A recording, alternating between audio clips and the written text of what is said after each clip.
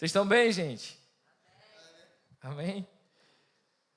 Hoje eu vou sair da nossa série de exposições de Efésios. Aliás, eu vou até fazer um tipo de mensagem que eu não estou muito acostumado, mas o Senhor me direcionou a fazer isso hoje. E hoje eu vou falar sobre o Jesus puro e simples. Se você puder abrir a sua Bíblia, segunda carta de Paulo aos Coríntios, capítulo 11, versículo 3.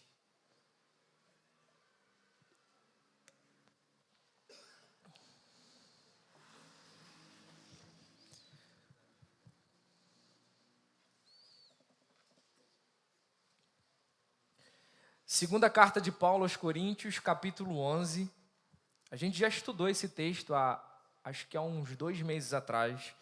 E hoje eu vou fazer uma outra abordagem dele. Não vai ser algo expositivo, teológico, mas acredita em mim, confia em mim, foi direção de Deus. Segunda carta de Paulo aos Coríntios, capítulo 11, versículo 3. Diz assim: o que receio e quero evitar é que, assim como a serpente enganou Eva com astúcia, a mente de vocês seja corrompida e se desvie. Repita comigo: se desvie da sua sincera, vai gente, da sua sincera e pura devoção a Cristo. Até aqui. Pai, nós oramos para que essa palavra, não eu, mas a sua palavra, tenha poder mais uma vez entre nós, para converter pecadores em santificados, para quebrantar aquele que se encontra orgulhoso e trazer de fato a palavra de vida que é o Senhor. É tudo sobre você, é tudo sobre o Senhor, Jesus. Tu és a nossa porção, tu és a nossa herança, tu és tudo que a gente precisa. Nós fazemos o que fazemos por causa de uma pessoa, não por causa de um evento, não por causa de uma igreja, mas porque te amamos. E nós queremos que esse amor, o amor de uma pessoa, seja revelado aqui. É o que nós oramos em nome de Jesus. Amém. Quando o desânimo toma conta e o desejo é de morrer, de sumir, de abandonar tudo. Quando se perde a razão de viver, quando a vida se torna um peso, arrastada, resumida em pagar contas, em sobreviver, em manter a rotina chata do dia a dia, é tempo de voltar para o Jesus puro e simples. Quando a única opção que você tem é tirar sua própria vida, pois a dor do trauma que você sente do passado, da depressão, é grande demais para ser suportada. Afinal, eu sempre digo que quem quer se matar não quer morrer. Obviamente, existem exceções. Mas eu acho, não sou nenhum psicólogo, mas penso que quem deseja muito tirar a sua própria vida, na verdade, não quer morrer. Na verdade, ela quer muito viver. Ela quer tanto viver, e não encontrando a possibilidade de viver na sua existência, a morte acaba sendo a melhor alternativa. Se você se encontra nesse estado, é tempo de voltar para o Jesus puro e simples. Quando esses sentimentos são seus companheiros de jornada, desânimo, vontade de sumir, vontade de se matar, é tempo de voltar para o Jesus puro e simples.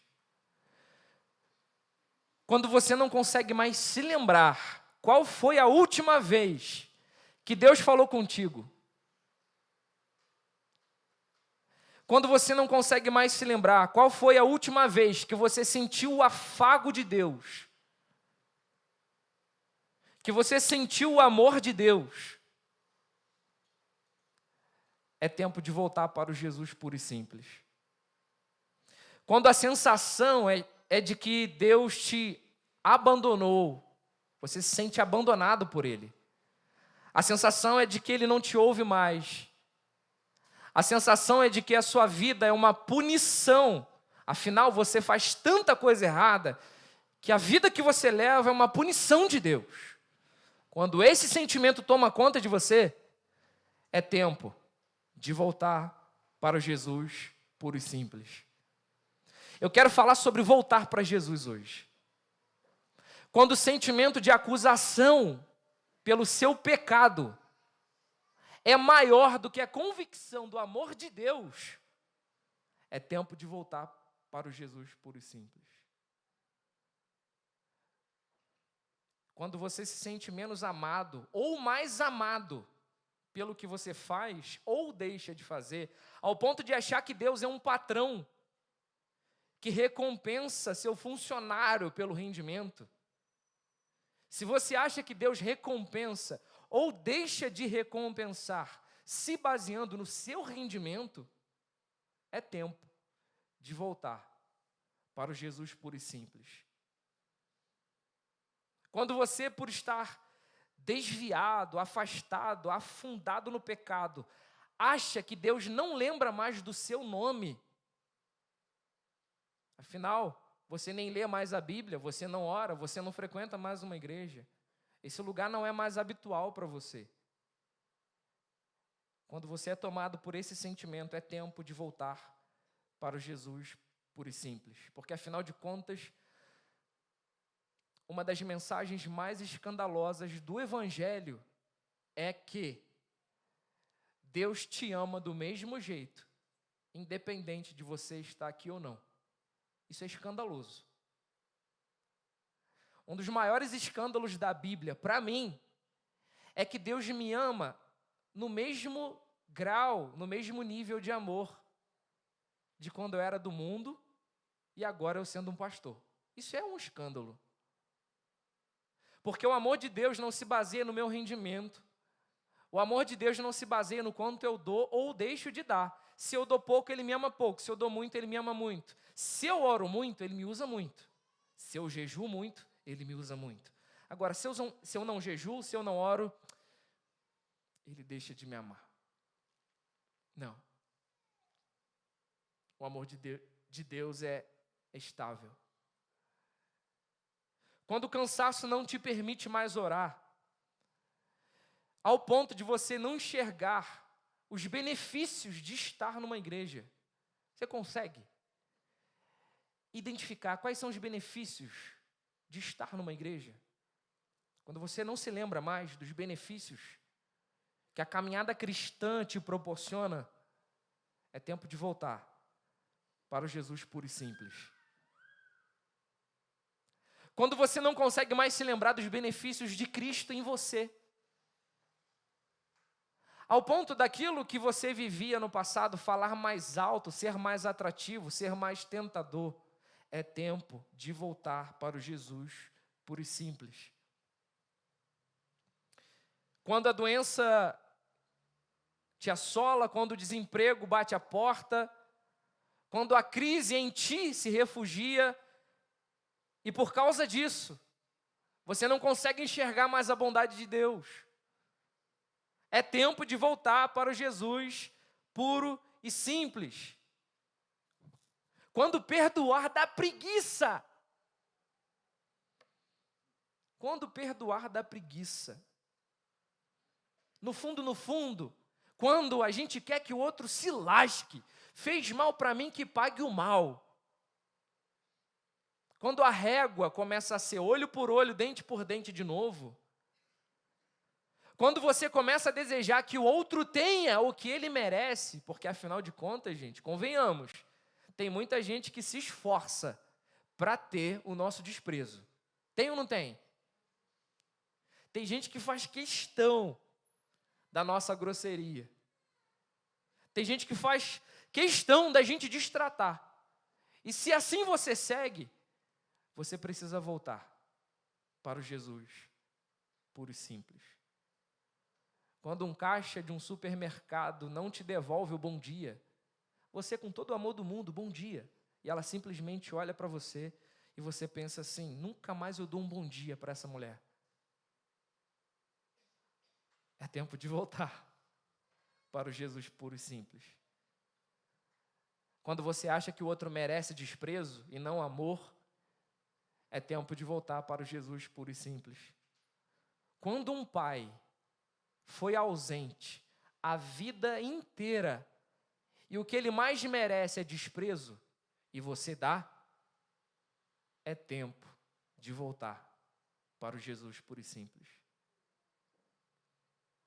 Mas se você se enquadra em uma dessas opções, fique tranquilo, eu também, em muitas delas. Aliás, não só eu, grandes homens de Deus, grandes mulheres de Deus, grandes heróis da fé, passaram e passam por isso. Pensam em desistir, pensam em tirar a sua própria vida, pensam em abandonar. Eu poderia citar vários exemplos, como de um homem que foi ateu até os 30 anos de idade, mas aos 30 anos se converteu, e esse cara virou uma explosão no reino de Deus.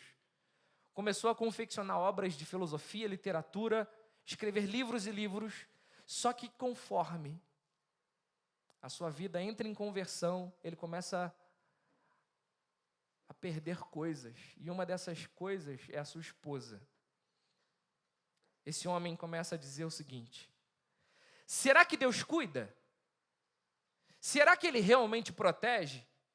Será que Ele é todo esse cuidado ou é apenas um meio imaginário de nos agarrarmos? Sabe quem disse isso, irmãos? C.S. Lewis, um dos maiores escritores do cristianismo. Uma mulher que largou tudo que tinha para ir para a Índia, pregar o evangelho para os pobres através da medicina.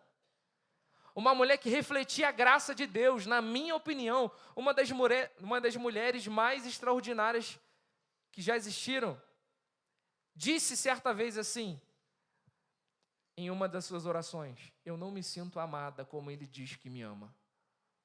Sabe quem foi essa mulher? Teresa de Calcutá.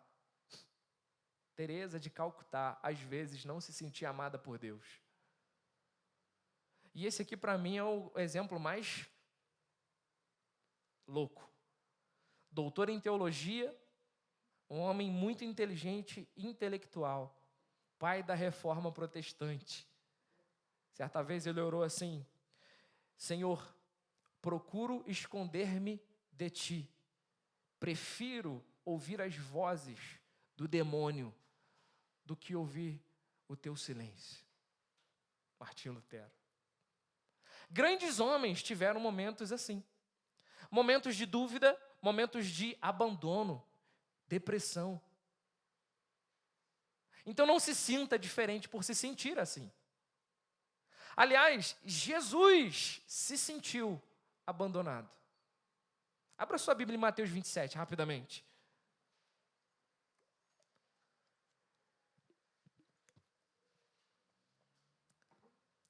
Mateus 27, versículo 46. Na versão NTLH diz assim: às 3 horas da tarde, Jesus gritou bem alto: Eli, Eli, lema sabachthani. Essas palavras querem dizer: meu Deus, por que me abandonaste?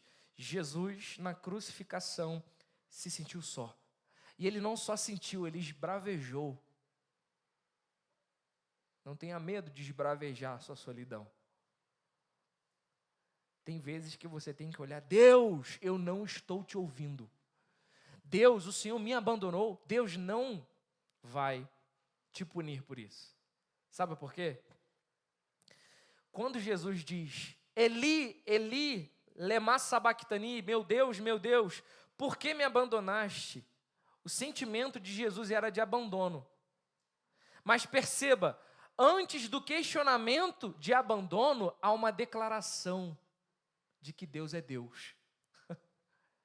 Ele não diz uma declaração ateísta. Jesus aqui não estava blasfemando contra o Pai. Jesus aqui não estava contestando a divindade do seu Pai. Tanto é que ele diz: meu Deus, por que me abandonaste?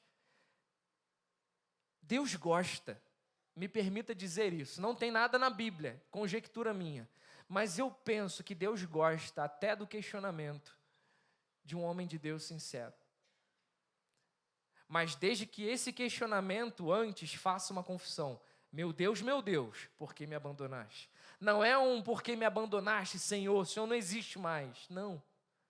Eu reconheço que o Senhor é Deus, mas eu não estou entendendo o que está acontecendo. Você já fez essa oração? Mesmo diante da dor, mesmo diante da solidão, mesmo diante da vontade de se matar, há uma confissão. Deve haver uma confissão. Meu Deus, existe um Deus sobre mim, embora eu não esteja entendendo o que está acontecendo agora. Na caminhada cristã, a nossa humanidade vai gritar abandono, solidão, desânimo, dúvida, mas a declaração de que Deus é Deus deve anteceder o nosso argumento. Porque Deus é Deus mesmo quando eu não entendo o que Ele está fazendo. Deus é Deus mesmo quando a cura que eu estou clamando não acontece. Deus é Deus mesmo quando eu me perco. Deus é Deus mesmo quando eu sofro. Deus é Deus mesmo quando eu me sinto completamente abandonado e sozinho. É preciso voltar para o Jesus puro e simples. Não se desvie dessa palavra, não se desvie dessa pessoa. Você precisa se firmar no Jesus puro e simples. O apóstolo Paulo diz: o que eu tenho medo e quero evitar é que assim como a serpente enganou Eva, engane também a mente de vocês, e que ela seja corrompida e se desvie da pura devoção a Cristo. Perceba, irmãos, a preocupação do apóstolo Paulo aqui não era que você se desviasse de uma instituição religiosa. Paulo não está preocupado de você se desviar da igreja reformada. Paulo está preocupado de você se desviar da mente pura e simples de Cristo, da devoção pura e simples de Cristo. A preocupação com Paulo não é sobre uma instituição, é sobre uma pessoa. Porque você pode se desviar de instituições e não se desviar do Jesus puro e simples. Sabia disso? Mas é possível você estar fiel a uma congregação e já ter se desviado do Jesus puro e simples. Porque estar aqui não condiciona a sua conversão. O que condiciona é: você permanece no Jesus puro e simples? Até porque pessoas em nome da instituição machucaram demais, gente. Talvez você se sinta machucado pela instituição igreja.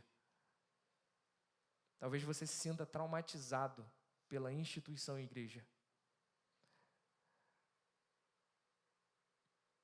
Mas o convite de Paulo não é volte para uma igreja, irmão.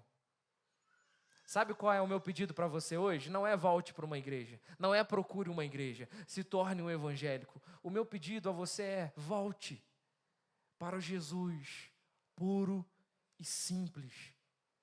Um antigo teorema diz que se a sua premissa básica estiver incorreta, todas as conclusões subsequentes estarão incorretas. Para exemplificar o que eu quero dizer, os astrônomos dizem que se enviarmos um míssil para Marte,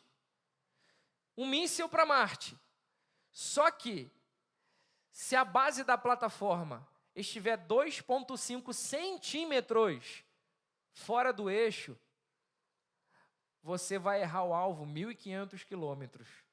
Então vamos lá, se você quer lançar um míssil para Marte, mas você está 2,5 centímetros desviado da base, quando você enviar o míssil, ele vai chegar a 1.500 quilômetros de distância do alvo.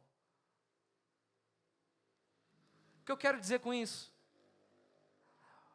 Se você se desviar um pouquinho dessa verdade, se você se desviar um pouquinho só dessa pessoa, você vai errar o alvo 1.500 quilômetros de distância.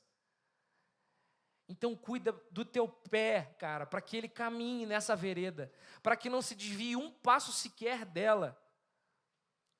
Muitas pessoas começam a fé da forma correta, aceitam o Jesus bíblico, mas um pequeno desviozinho compromete o alvo. A história mostra que muitas pessoas abraçaram Jesus por algum momento, mas se desviaram por centímetros e erraram o alvo por quilômetros. Posso citar alguns? Adolf Hitler. Adolf Hitler, o homem mais perverso da história moderna, se dizia católico. Convenceu massas de pessoas a ajudar um plano que ele dizia que era o plano de Deus. Errou o alvo, gente. Todas as vezes que você for capaz de espiritualizar a inveja, de espiritualizar o ódio, de espiritualizar o orgulho, você se tornará muito perigoso, como Hitler. Hitler tinha verdade suficiente apenas para torná-lo perigoso. Ele não tinha um Jesus puro e simples. Ele enxergou em Jesus um cruzado e não um redentor. Os judeus e palestinos, a princípio, confessam uma religião boa. Confessam um Deus judeu. Adoram o Deus judeu. Mas justificam a sua ira no mesmo Deus que eles adoram. Então olha o perigo, gente. Os extremistas muçulmanos acreditam que Alá decretou a aniquilação dos infiéis. Por isso existe o jihad. Por isso eles matam pessoas. Porque eles acreditam estar adorando Alá. Se desviar por centímetros, compromete o alvo por quilômetros de distância. Todos esses exemplos apontam o perigo de se desviar um passo sequer. Então é tempo de voltar. Hoje é tempo de voltar para o Jesus puro e simples. Talvez você tenha se desviado por centímetros. Talvez você nem considere tão danoso o que você vive, mas você precisa voltar hoje. Porque você vai errar o alvo 1.500 quilômetros de distância. Receio e quero evitar que, assim como a serpente enganou Eva, com a sua astúcia, a mente de vocês seja corrompida e se desvie da simples e pura devoção a Cristo. Alguém aqui já, não precisa responder, mas vocês já foram para Israel ou tem vontade de ir para Israel? Quem tem? Não pode responder. Quem tem vontade ou já foi para Israel? Eu nunca fui, meu sonho. Aliás, se alguém quiser patrocinar 2024, a gente está querendo levar uma caravana do Reformário para lá. Está no sonho. A gente não tem R$1, mas a gente quer. O que importa é que Deus também está querendo esse negócio, e a gente vai. Mas sabe o que eu acho legal quando eu ouço falar de pessoas que foram para Israel? É que elas acham que quando chegar em Israel, quando chegar lá nessa terra sagrada, em Jerusalém, eles vão se deparar com o túmulo de Cristo, eles vão se deparar com a casa dos apóstolos, eles vão se deparar com o lugar exato onde Jesus caminhou, onde ele executou milagres, prodígios. E aí quando chegam lá, se deparam com velas, se deparam com catedrais, se deparam com muitos judeus, muitos muçulmanos, com muitos incensários, cortinas, fios de tapeçaria esticados pelas ruas, pelas vielas. E por que eu estou falando isso? Porque quando o apóstolo Paulo fala sobre o Jesus puro e simples, ou a devoção pura e simples, a palavra simples que ele usa no grego é a palavra aplotes. Essa palavra, ela é uma imagem ilustrativa dos fios de tapeçaria que ficam esticados lá em Israel até hoje. O que é um fio de tapeçaria, gente? São os fios que... É tecelão? É, né? Tapeceiro vai pegar e construir os tapetes, certo?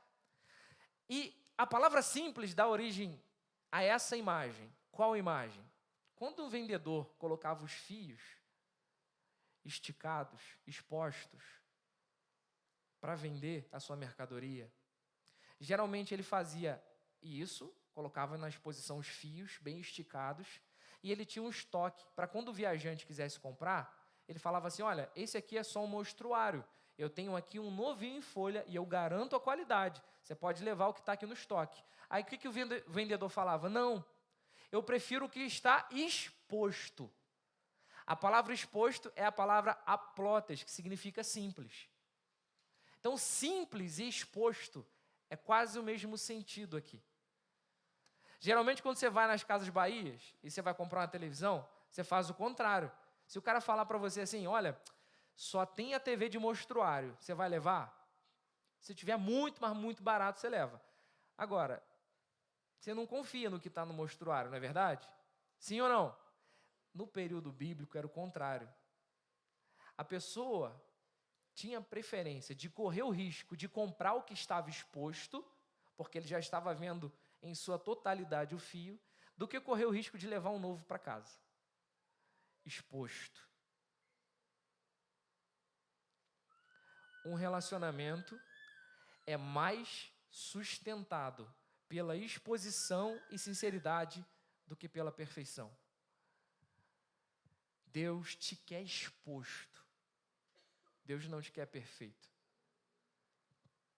Estar exposto significa ter um coração que permita que Deus aponte de onde estamos nos desviando e para onde devemos voltar. Ter um coração exposto é a disposição de corrigir o desvio, sabendo que Deus não deixou de nos amar por isso. Estar exposto é voltarmos ao ponto de partida, que é Cristo. Então o medo de Paulo é o mesmo medo que eu tenho. O meu medo é que vocês se desviem da mentalidade correta, da pessoa correta, e não sejam expostos ao ponto de retornar ao caminho. A mensagem que eu tenho para você hoje é: volte para o ponto de partida. Não importa o que você fez. Não importa o que aconteceu até aqui. Não importa o quão ruim você tenha sido. Não importa se você questionou a existência de Deus. Não importa se você tem dúvidas ainda sobre a Bíblia. Não importa se você hoje está em prostituição. Não importa mais. Nada importa mais. A única coisa que de fato importa nessa noite é voltar para o Jesus puro e simples. Você precisa voltar para Ele hoje. Uma vez, eu ouvi uma história e eu nunca mais esqueci. Vou contar essa história para finalizar. Uma menina que morava em São Paulo disse para sua mãe assim: mãe, eu estou cansada de ser sua filha. Eu vou seguir a vida. Eu vou sair de casa, eu vou ganhar a vida. Para onde você vai, filha? Eu vou para o Rio de Janeiro tocar a minha vida. E a mãe disse: não, filha, aqui você tem o consolo do pai, o consolo da mãe. Eu quero ter minha independência. E foi embora, lá para o Rio de Janeiro. Passaram-se meses, anos, e aquela mãe perdeu as notícias da sua filha. Ela não sabia do paradeiro da sua filha, ela não sabia se a sua filha estava viva ou morta. Até que ela teve uma ideia.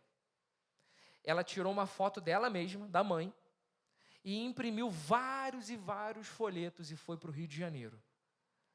E ela começou a colar os folhetos em vários motéis, em casas de prostituição, em bares. Espalhou a sua foto, a sua própria imagem, em vários lugares do Rio de Janeiro. Um determinado dia,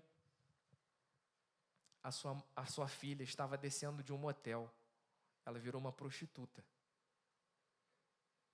E ela tinha acabado de fazer um programa. E ela desceu a escada. Quando ela saiu do motel, ela se deparou com um poste, com a foto da sua mãe. Minha mãe?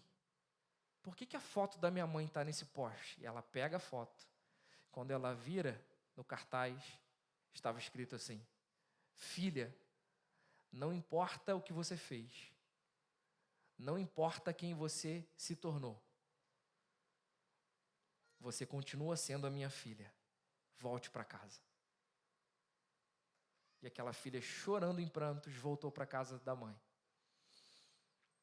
A mensagem que eu tenho para você hoje é essa: Deus diz para você, não importa o que você tenha feito, não importa o quão longe você tenha se desviado, não importa se você se desviou centímetros ou se você se desviou quilômetros.